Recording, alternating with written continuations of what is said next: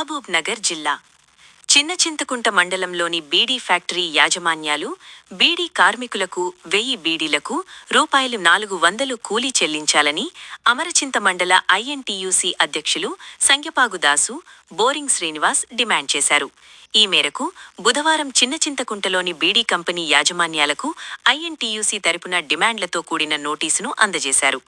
ఈ సందర్భంగా సంగపాగు దాసు మాట్లాడుతూ, గతంలో యాజమాన్యానికి కార్మికులకు మధ్య జరిగిన వేతన ఒప్పందం ఈ మార్చి నెలతో ముగిసిపోతుందని తెలిపారు. పెరుగుతున్న నిత్యావసర వస్తువుల ధరలకు అనుగుణంగా నూతన వేతన ఒప్పందాన్ని కుదుర్చుకోవాలని కోరారు.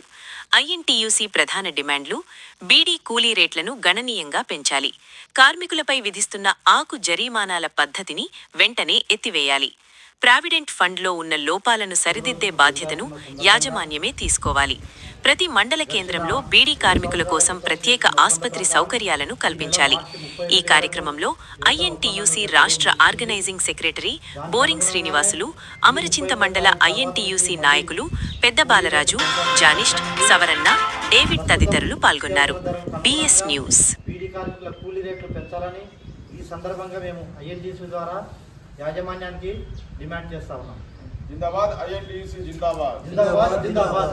జిందాబాద్ ఐఎన్టీయూసీ జిందాబాద్. జిందాబాద్ జిందాబాద్. కార్మికుల వేతనాన్ని పెంచాలి. పెంచాలి పెంచాలి. పెంచాలి కార్మికుల వేతనాన్ని పెంచాలి. పెంచాలి పెంచాలి.